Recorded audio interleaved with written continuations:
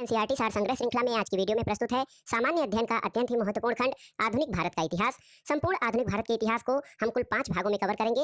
आज आप इसका पहला भाग पढ़ेंगे। तो आइए शुरू करते हैं आज का वीडियो एनसीईआरटी सार संग्रह के आधुनिक भारत के इतिहास का भाग 1। सबसे पहले इसमें हम यूरोपीय कंपनियों के आगमन के बारे में जो महत्वपूर्ण प्रश्न बनते हैं उनके बारे में पढ़ेंगे। पहला प्रश्न है, व्यापार के लिए समुद्री मार्ग से भारत आने वाले प्रथम यूरोपीय कौन थे? तो ये थे पुर्तगाली। व्यापार के लिए समुद्री मार्ग से भारत आने वाले प्रथम यूरोपीय पुर्तगाली थे। यूरोप से भारत आने के लिए समुद्री मार्ग की खोज किसके द्वारा की गई थी? तो यूरोप से भारत आने के लिए समुद्री मार्ग की खोज वास्को डी गामा द्वारा की गई थी और ये सबसे पहले 17 मई 1498 को भारत पहुंचा था। अगला प्रश्न है, कालीकट बंदरगाह के तट पर किसने वास्को डी गामा का स्वागत किया था? तो ये था जमोरिन, जो कि वहां का स्थानीय शासक था। इसने कालीकट बंदरगाह पर वास्को डी गामा का स्वागत किया था। पुर्तगालियों ने भारत में सर्वप्रथम अपनी व्यापारिक कोठी या फैक्ट्री कहाँ स्थापित की थी? कोच्चि में पुर्तगालियों ने भारत में अपनी सबसे पहली व्यापारिक कोठी स्थापित की थी। पुर्तगाली उपनिवेश का प्रथम वायसराय भारत में कौन नियुक्त हुआ था? फ्रांसिस्को द अल्मीडा 1505 ईस्वी में पुर्तगाली उपनिवेश का प्रथम वायसराय नियुक्त किया गया था। दोस्तों, भारत में तंबाकू की कृषि और प्रिंटिंग प्रेस को आरंभ करने का श्रेय पुर्तगालियों को दिया जाता है और भारत में सबसे पहले प्रिंटिंग प्रेस की स्थापना 1556 ईस्वी में गोवा में की गई थी। अगला प्रश्न है, हिंद महासागर में व्यापार को नियंत्रित करने के लिए शांत नीले जल की नीति ब्लू वाटर पॉलिसी किसने लागू की थी? तो दोस्तों, शांत या नीले जल की नीति यानी ब्लू वाटर पॉलिसी लागू करने वाला फ्रांसिस्को द अल्मीडा था, जो कि भारत में पुर्तगालियों का वायसराय था। इसने हिंद महासागर में व्यापार को नियंत्रित करने के लिए ब्लू वाटर पॉलिसी लागू की थी। विभिन्न देशों के खोजकर्ताओं के नाम देखते हैं। तो ये देखिए, वास्को डी गामा, इसने भारत के लिए यूरोप से भारत के लिए समुद्री मार्ग की खोज की थी। कोलंबस ने अमेरिका की खोज की थी। कैप्टन जेम्स कुक, ऑस्ट्रेलिया की खोज कैप्टन जेम्स कुक द्वारा की गई थी। तस्मान ने तस्मानिया और न्यूजीलैंड की खोज की थी और बार्थोलोम्यू डियाज ने केप ऑफ गुड होप यानी उत्तमासा अंतरीप की खोज की थी। भारत में पुर्तगाली शक्ति का वास्तविक संस्थापक किसे माना जाता है? तो दोस्तों, भारत में पुर्तगाली शक्ति का वास्तविक संस्थापक अल्बुकर्क को माना जाता है। किस वायसराय के काल में गोवा को पुर्तगालियों का औपचारिक मुख्यालय बनाया गया? Nino da Cunha. Nino da Cunha के शासनकाल में गोवा को पुर्तगालियों का औपचारिक मुख्यालय बनाया गया था। दोस्तों, पुर्तगालियों ने हिंद महासागर क्षेत्र में व्यापार पर नियंत्रण स्थापित करने के लिए कार्टेज आर्मेडा काफिला पद्धति यानी कार्टेज आर्मेडा कारवां सिस्टम प्रारंभ किया था। अगला प्रश्न है, पुर्तगालियों के बाद भारत में व्यापार करने आए डच कहाँ के निवासी थे? तो डच हॉलैंड के निवासी थे, जिसको कि वर्तमान में नीदरलैंड कहा जाता है। तो याद रखिएगा, पुर्तगालियों के बाद भारत में आने वाले जो विदेशी व्यापारी थे वो डच थे, वो हॉलैंड के निवासी थे, जिसका कि वर्तमान नाम नीदरलैंड है। आइए देखते हैं भारत में विदेशी कंपनियों का आगमन किस प्रकार से हुआ था, उनका क्रम देख लेते हैं और वर्ष देखते हैं। इसके साथ ही उन्होंने भारत में प्रथम फैक्ट्री या कोठी कहाँ स्थापित की थी उसके बारे में। तो सबसे पहले पुर्तगाली East India company, Estado da India इसका नाम था। पुर्तगाल जो था ये पुर्तगाल देश की थी। स्थापना 1498 ईस्वी में हुई थी और भारत में प्रथम फैक्ट्री इसकी कोच्चि यानी कोचीन में स्थापित की गई थी। दूसरी जो कंपनी थी वो है अंग्रेजी east India company, the governor and company of merchant of London trading into the east Indies. ये ब्रिटेन की कंपनी थी जो कि सन 1600 ईस्वी में स्थापित हुई थी और सूरत में ईस्ट इंडिया कंपनी की जो प्रथम फैक्ट्री स्थापित हुई थी। तीसरी कंपनी थी United East India Company of Netherland. Netherland यानी हॉलैंड के निवासी थे ये लोग। डच जो थे 1602 ईस्वी में इस कंपनी की स्थापना हुई थी और इसने पहली फैक्ट्री मसूलीपट्टनम में स्थापित की थी। Danish east India company Denmark द्वारा स्थापित की गई थी सन 1616 ईस्वी में। ट्रैंको ब्रार यानी त्रावणकोर में इसकी प्रथम फैक्ट्री स्थापित हुई थी। फ्रांसीसी East India company des Indes Orientales France द्वारा स्थापित की थी। ये फ्रांस का कंपनी थी। 1664 में इसकी स्थापना हुई थी और पहली व्यापारिक कोठी इसकी फैक्ट्री जो थी वो सूरत में स्थापित हुई थी। कई बार दोस्तों यूरोपीय व्यापारियों का भारत में आगमन का क्रम पूछता है, तो याद रखिएगा, पुर्तगाली, डच, ब्रिटिश, डेनिश, फ्रांसीसी और स्वीडिश। बहुत ही अच्छा है। पुड पुड यानी पुर्तगाली, डच, फिर ब्रिटिश को अंग्रेज आप कह लीजिए, फिर डेनिश, फिर फ्रेंच और उसके बाद में सबसे बाद में स्थापित जो कंपनी थी वे स्वीडिश थी।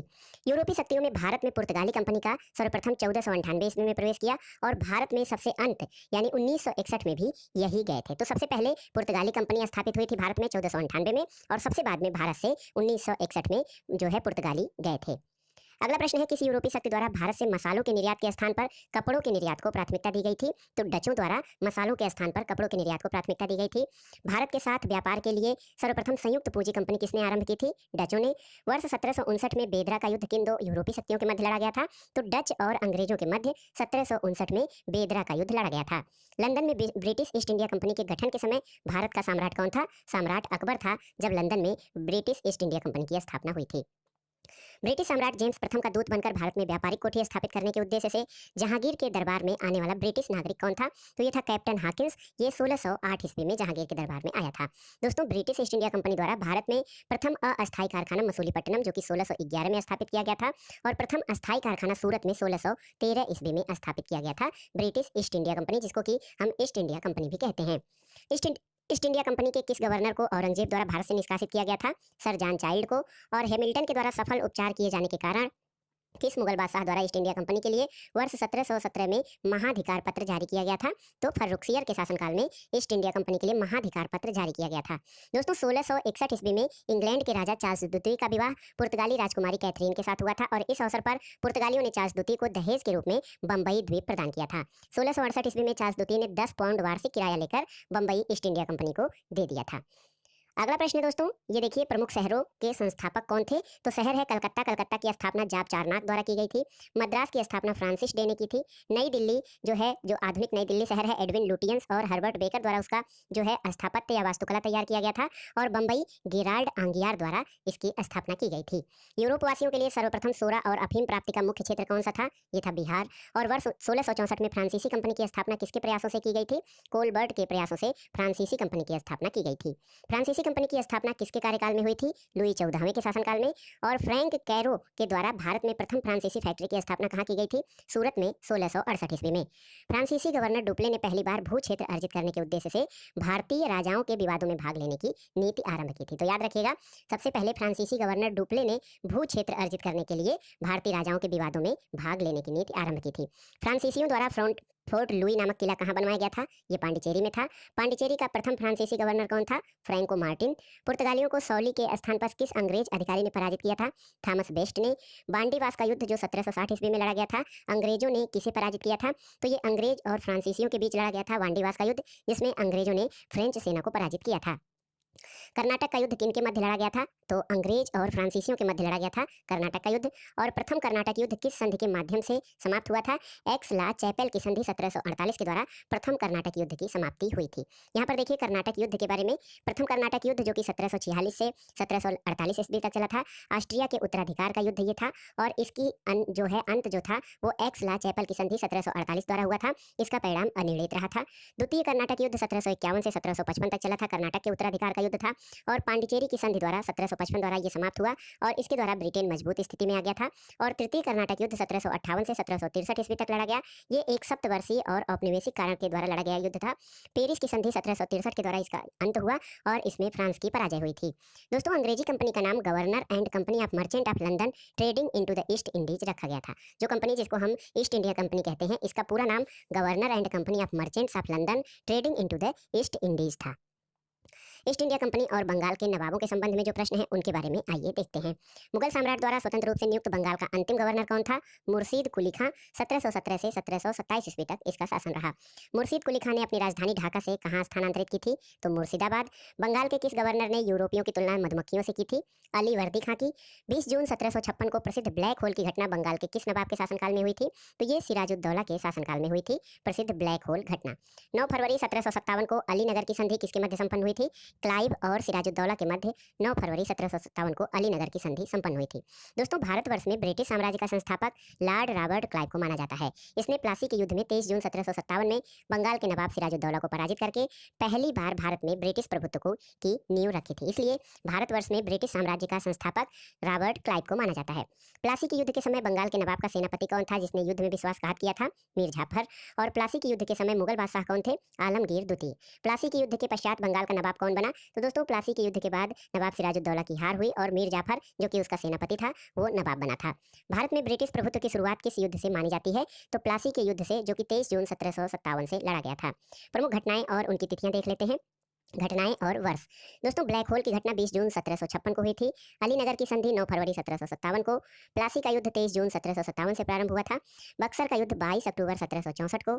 इलाहाबाद की प्रथम संधि 12 अगस्त 1765। इलाहाबाद की द्वितीय संधि 16 अगस्त 1765 और बनारस की संधि 1773 में हुई थी। अगला प्रश्न है कि वर्ष 1760 में अंग्रेजों ने मीर जाफर को हराकर किसे बंगाल का नवाब बनाया था? तो मीर कासिम को।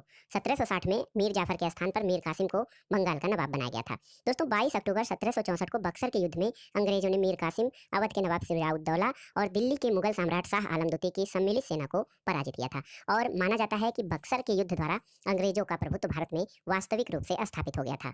अगला प्रश्न है कि बक्सर के युद्ध के समय ब्रिटिश सेना का सेनापति कौन था? हेक्टर मुनरो था। और बक्सर के युद्ध के समय बंगाल का नवाब मीर जाफर था। दोस्तों बक्सर के युद्ध के बाद इलाहाबाद की प्रथम संधि मुगल सम्राट शाह आलम द्वितीय, बंगाल के नवाब नजमुद्दौला और क्लाइव के मध्य और इलाहाबाद की द्वितीय संधि जो हुई थी वो क्लाइव और अवध के नवाब शुजाउद्दौला के बीच संपन्न हुई थी। अगला प्रश्न है कि संधि के माध्यम से अंग्रेजों को बंगाल, बिहार और उड़ीसा की दीवानी प्राप्त हुई थी? इलाहाबाद की संधि द्वारा। और स्वर्ग से उत्पन्न सेना नायक किसे कहा गया? Robert Clive.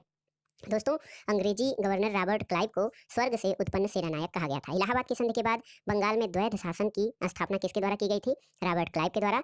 ये देखिए उत्तर मुगलकालीन राज्यों के संस्थापक कौन थे और उनका स्थापना जो वर्ष था वो क्या था? बंगाल की स्थापना 1757 से 1727 के बीच में मुर्शीद कुली खान द्वारा की गई थी। हैदराबाद 1724 ईस्वी में निजामुल मुल्क, जिसका की वास्तविक नाम चिनकलिच खां था, इसके द्वारा की गई थी। भरतपुर की स्थापना 18वीं शताब्दी में चूड़ामन और बदन सिंह द्वारा। कर्नाटक की स्थापना 18वीं शताब्दी में सदातुल्ला खां द्वारा की गई थी। और अवध जो था 1722 से 24 ईस्वी के बीच सआदत खान यानी बुरहान उल मुल्क के द्वारा अवध की स्थापना की गई थी। जयपुर जो उत्तर मुगलकालीन राज्य था, जयपुर का 18वीं शताब्दी में सवाई राजा जयसिंह के द्वारा स्थापित था।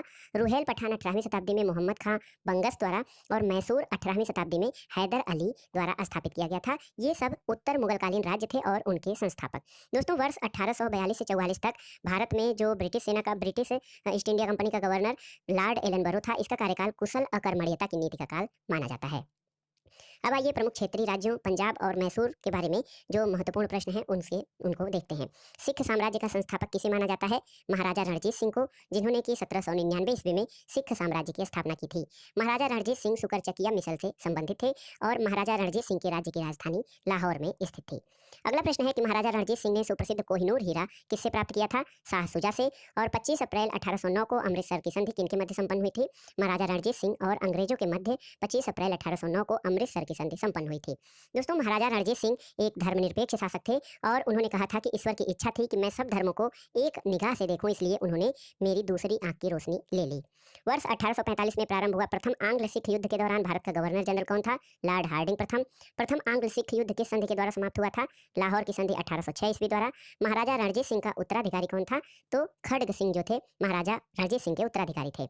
महत्वपूर्ण संधियों के बारे में देखते हैं। दोस्तों पुरंदर की संधि 1665 ईस्वी में हुई थी। बड़गांव की संधि 1779 में, सालबाई की संधि 1782 में, देवगांव की संधि 1803 में, सुरजी अर्जुन गांव की संधि 1803 ईस्वी में, पूना की संधि 1817 में, लाहौर की संधि 1806 में और अमृतसर की संधि जो थी वो 1809 ईस्वी में संपन्न हुई थी। अगला प्रश्न है द्वितीय आंग्ल सिख युद्ध किस गवर्नर जनरल के कार्यकाल में हुआ था? तो ये लॉर्ड डलहौजी के शासनकाल में हुआ था। 13 जनवरी 1849 को हुए चिलियांवाला युद्ध में अंग्रेजी सेना का नेतृत्व किसके द्वारा किया गया था? लॉर्ड गफ के द्वारा किया गया था। सिख साम्राज्य का अंतिम शासक कौन था? दलीप सिंह थे।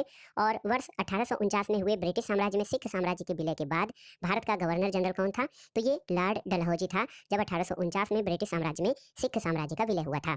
अगला प्रश्न है स्वतंत्र राज्य के रूप में मैसूर की स्थापना किसके द्वारा की गई थी?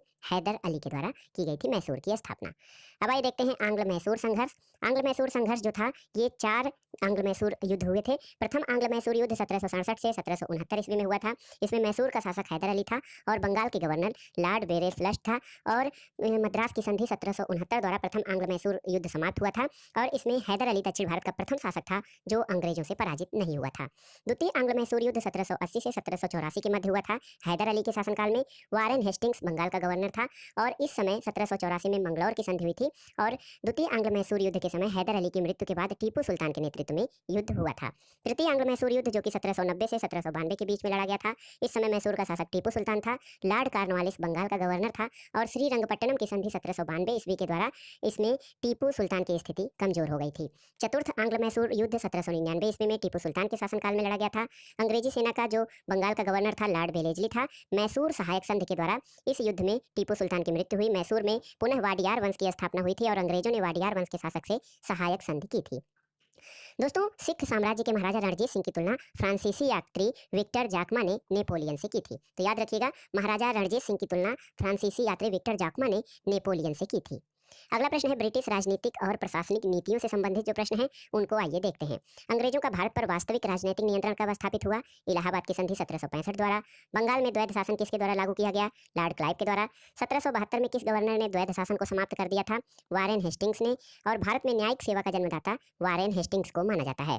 दोस्तों, वारेन हेस्टिंग्स के समय में रेगुलेटिंग एक्ट 1773 के अंतर्गत 1774 में कलकत्ता में एक सुप्रीम कोर्ट की स्थापना की गई थी। इसके प्रथम मुख्य न्यायाधीश सर एलिजा इम्पे थे। तो याद रखिएगा, रेगुलेटिंग एक्ट 1773 के अंतर्गत वर्ष 1774 में कलकत्ता में सुप्रीम कोर्ट की स्थापना की गई थी। इसके प्रथम मुख्य न्यायाधीश सर एलिजा इम्पे थे और यह जो इस समय गवर्नर जनरल था वारेन हेस्टिंग्स था।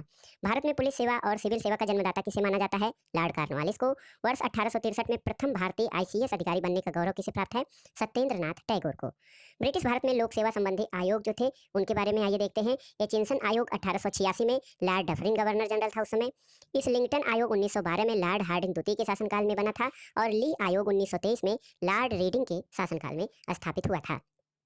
अगला प्रश्न है भारत सरकार अधिनियम 1935 के अंतर्गत संघीय लोक सेवा आयोग के गठन का प्रावधान किस आयोग के सुझाव पर किया गया था? तो ये था ली आयोग। इसके सुझाव पर संघीय लोक सेवा आयोग का गठन किया गया था। भूमि सुधार के उद्देश्य से भारत में अस्थायी बंदोबस्त प्रणाली किसके द्वारा लागू की गई थी? लॉर्ड कॉर्नवालिस के द्वारा। भारत में साम्राज्य विस्तार के उद्देश्य से सहायक संधि प्रणाली की शुरुआत किसने की थी? लॉर्ड बेलेस्ली ने। सहायक संधि स्वीकार करने वाला प्रथम राज्य कौन सा था? यह था हैदराबाद। 1798 ईस्वी में इसने सहायक संधि स्वीकार की थी। व्यपगत का सिद्धांत या राज्य हड़प नीति डॉक्ट्रिन ऑफ लैप्स को किसके द्वारा लागू किया गया था? तो दोस्तों, राज्य हड़प नीति या doctrine of lapse Lord Dalhousie द्वारा प्रारंभ किया गया था। अगला है कि राज्य हड़प नीति में कहा गया कि ऐसे राज्य जिनका निर्माण अंग्रेजों के सहयोग से हुआ है उन्हें राज्य के उत्तराधिकारी के लिए गोद लेने का अधिकार प्राप्त नहीं होगा। और किस रिपोर्ट के आधार पर डलहौजी ने अवध का अधिग्रहण किया था? आउटरम रिपोर्ट के आधार पर। यहाँ पर देखिए दोस्तों, व्यपगत सिद्धांत या राज्य हड़प नीति के अंतर्गत अभिगृहित किए गए जो राज्य थे और उनका वर्ष। तो सबसे पहले सतारा को वर्ष 1848 में, जैतपुर को 1849 में, संभलपुर को 1849 में, बघाट 1850 में, उदयपुर 1852, झांसी 1853, नागपुर 1854 और अवध को 1856 के में व्यपगत सिद्धांत के अंतर्गत ब्रिटिश शासन के अंतर्गत इसको अभिगृहित कर लिया गया था। चतुराईपूर्ण निष्क्रियता या मास्टरली इनएक्टिविटी की नीति किससे संबंधित है? तो जॉन लॉरेंस से संबंधित है चतुराईपूर्ण निष्क्रियता की नीति। किस गवर्नर जनरल के कार्यकाल में भारत पर ईस्ट इंडिया कंपनी का शासन समाप्त हो गया था? लॉर्ड कैनिंग के शासनकाल में भारत पर ईस्ट इंडिया कंपनी का शासन समाप्त हुआ था। वर्ष 1861 में भारतीय दंड संहिता यानी इंडियन पीनल कोड किसके कार्यकाल में निर्मित हुई थी? लॉर्ड कैनिंग के शासनकाल में।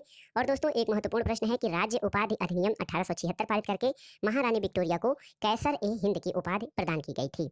अगला प्रश्न है लॉर्ड लिटन के कार्यकाल में किस अकाल आयोग का गठन किया गया था? तो ये था स्ट्रेची आयोग 1880 में। ये भारत का प्रथम अकाल आयोग था जो कि लॉर्ड लिटन के कार्यकाल में स्थापित किया गया था। भारत में अस्थायी स्वशासन का जनक किसे माना जाता है? लॉर्ड रिपन को। यहाँ पर देखिए, ब्रिटिश काल में विभिन्न क्षेत्रों पर अधिकार। तो नेपाल को ब्रिटिश जो है नेपाल का 1816 में लॉर्ड हेस्टिंग्स के शासनकाल में जो है नेपाल पर अधिकार किया गया। सिंध पर 1843 में लॉर्ड एरनबेलो के शासनकाल में, और भूटान पर 1865 में लॉर्ड लॉरेंस के शासनकाल में, तथा बर्मा पर 1885 में लॉर्ड डफरिन के शासनकाल में अधिकार किया गया था। 1849 में ब्रिटिश शासन में पंजाब का विलय हुआ। उस समय डलहौजी 1848 से 1856 तक का शासनकाल था और जब ब्रिटिश शासन में पंजाब का विलय हुआ था तो भारत का गवर्नर जनरल लॉर्ड डलहौजी था। ब्रिटिश शासन का भारतीय अर्थव्यवस्था पर प्रभाव से संबंधित जो प्रश्न है वो देखते हैं। धन निष्कासन के सिद्धांत यानी ड्रेन ऑफ वेल्थ थियरी का प्रतिपादन किसके द्वारा किया गया था? दादा भाई नौरोजी के द्वारा। वर्ष 1892 में लिबरल पार्टी के टिकट पर ब्रिटिश हाउस ऑफ कॉमन्स में चुने जाने वाले पहले भारतीय कौन थे? ये थे Dadabhai Naoroji. Poverty and un British rule in India नामक पुस्तक किसने लिखी है? दादा भाई नौरोजी ने। और यह विचार किसने दिया कि भारत में ब्रिटिश आर्थिक नीति घिनौनी है? तो ये विचार कार्ल मार्क्स का था, जिसने ये कहा था कि भारत में ब्रिटिश आर्थिक नीति अत्यंत घिनौनी है। औपनिवेशिक अर्थव्यवस्था की श्रेष्ठतम पुस्तक इंडिया टुडे के लेखक कौन है? रजनी पामदत्त। इंडिया टुडे रजनी पामदत्त की कृति है। वर्ष 1907 में टिस्को की स्थापना किसके द्वारा की गई थी? JN टाटा, जमशेद जी नसरवान जी टाटा के द्वारा 1907 ईस्वी में टिस्को की स्थापना की गई थी। अगला प्रश्न है कुटीर उद्योगों के विकास के लिए ऑल इंडिया स्पिनर्स एसोसिएशन की स्थापना किसने की थी? महात्मा गांधी ने। वर्ष 1854 में बॉम्बे स्पिनिंग और वीविंग कंपनी को सूती वस्त्र की फैक्ट्री किसके द्वारा स्थापित की गई थी? कावस जी डाबर के द्वारा 1854 में Bombay spinning and weaving company सूती वस्त्र की फैक्ट्री थी, ये स्थापित की गई थी। वर्ष 1855 में भारत का प्रथम जूट मिल कहाँ स्थापित किया गया था? श्रीरामपुर, पश्चिम बंगाल में। और भारत का प्रथम चाय बागान कब स्थापित किया गया था? 1833 ईस्वी में। दोस्तों डाकू राज्य 1765 से 1772 के काल को किसने अंग्रेजी शासन के काल को डाकू राज्य कहा है? तो प्रसिद्ध इतिहासकार के एम पडिक्कर ने 1765 से 1772 के कार्यकाल को डाकू राज्य कहा है। यहाँ पर आइए देखते हैं प्रमुख कृषि पद्धतियाँ। तिनकठिया प्रथा। दोस्तों तिनकठिया प्रथा का नाम आता है, इसकी विशेषता क्या थी? तो इस प्रथा के अंतर्गत चंपारण बिहार के किसानों को अपने अंग्रेज बागान मालिकों के अनुबंध पर अपनी भूमि के 3/20 भाग पर नील की खेती करना अनिवार्य होता था। इसे तिनकठिया पद्धति कहा जाता है। ददनी प्रथा। तो इस प्रथा के अंतर्गत ब्रिटिश व्यापारी भारतीय उत्पादकों, कारीगरों, शिल्पियों आदि से निर्मित माल प्राप्त करने के लिए अग्रिम अथवा पेशगी के रूप में धन देते थे, जिसको ददनी प्रथा कहा जाता है। अब आइए देखते हैं ब्रिटिश कालीन भू राजस्व व्यवस्था। तो दोस्तों ब्रिटिश काल में 3 प्रकार की भू राजस्व व्यवस्था प्रचलित थी। अस्थायी बंदोबस्त या जमींदारी बंदोबस्त, दूसरा रैयतवाड़ी और तीसरा महलवाड़ी। दोस्तों अस्थायी बंदोबस्त प्रणाली लॉर्ड कॉर्नवालिस के शासनकाल में 1793 ईस्वी में प्रारंभ की गई थी, जो बंगाल, बिहार, उड़ीसा, उत्तर प्रदेश, बनारस, उत्तरी कर्नाटक में प्रारंभ की गई थी और इसमें समस्त ब्रिटिश भारत का 19% भाग आच्छादित था। रैयतवाड़ी व्यवस्था टॉमस मुनरो, जो कि 1720 में प्रारंभ की गई थी, बंबई, मद्रास और असम में समस्त ब्रिटिश भारत का 51% हिस्सा रैयतवाड़ी व्यवस्था के अंतर्गत शामिल था। इसके अलावा महालवाड़ी व्यवस्था हॉल्ट मैकेंजी के द्वारा 1822 में शुरू की गई थी। उत्तर प्रदेश, मध्य प्रदेश और पंजाब का हिस्सा इसमें शामिल था, जिसके अंतर्गत समस्त ब्रिटिश भारत का 30% भाग शामिल होता था।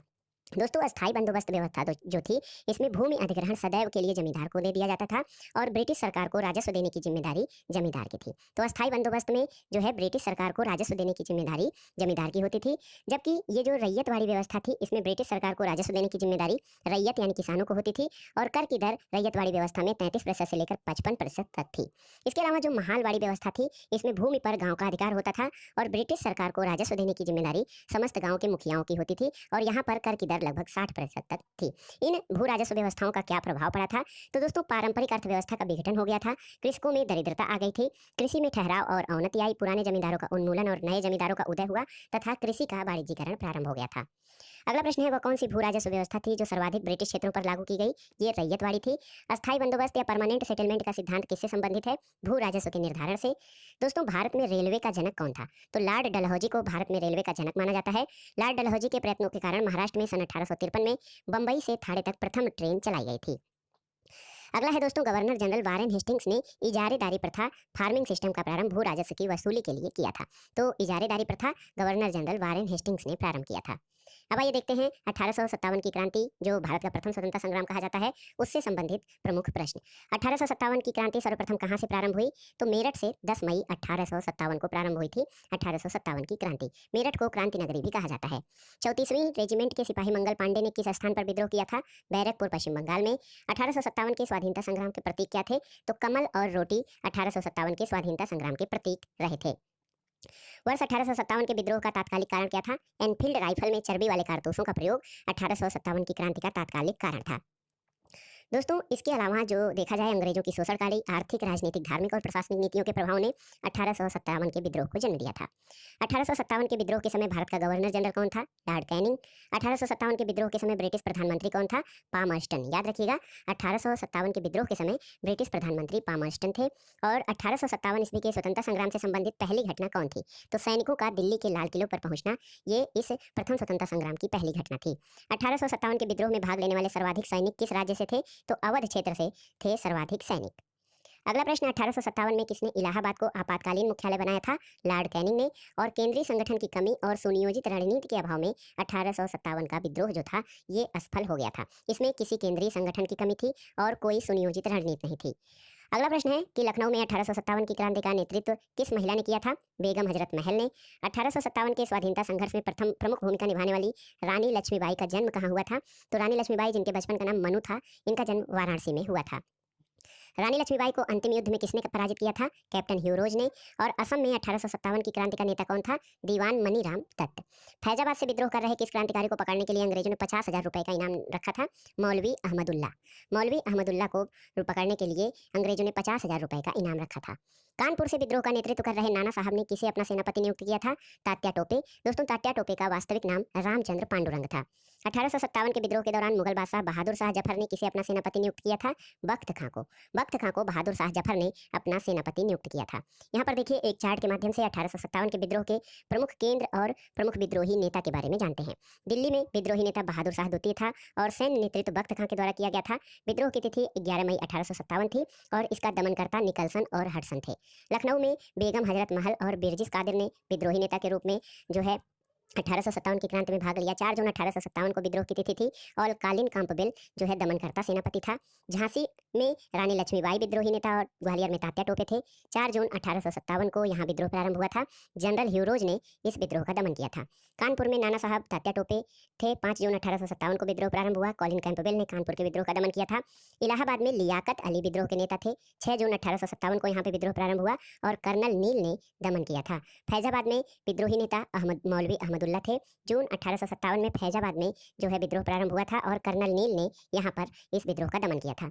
जगदीशपुर जो बिहार में है, कुंवर सिंह और अमर सिंह विद्रोही नेता थे। 12 जून 1857 को वहाँ पर विद्रोह प्रारंभ हुआ था। विलियम टेलर और विंसेंट आयर ने विद्रोह का दमन किया था। बरेली में खान बहादुर खान ने जून 1857 में विद्रोह किया। विंसेंट आयर ने बरेली में विद्रोह का दमन किया था और फतेहपुर में अजीमुल्ला ने 1857 ईस्वी में विद्रोह किया था। जनरल रेनार्ड इसने फतेहपुर में 1857 के विद्रोह का अंत किया था। दोस्तों 1857 का जो विद्रोह था उस समय मुगल शासक बहादुर शाह जफर थे और इन्हें इस विद्रोह का अखिल भारतीय नेता माना गया था। 1857 के विद्रोह के दमन के बाद भारत शासन अधिनियम 1858 पारित किया गया था और इसके माध्यम से भारत का शासन ईस्ट इंडिया कंपनी के हाथों से निकलकर ब्रिटिश क्राउन के हाथों में चला गया था। तो 1857 की क्रांति का सबसे महत्वपूर्ण परिणाम ये था कि भारत शासन अधिनियम 1858 पारित किया गया और भारत का शासन ईस्ट इंडिया कंपनी के हाथों से निकलकर ब्रिटिश क्राउन के हाथों में चला गया था।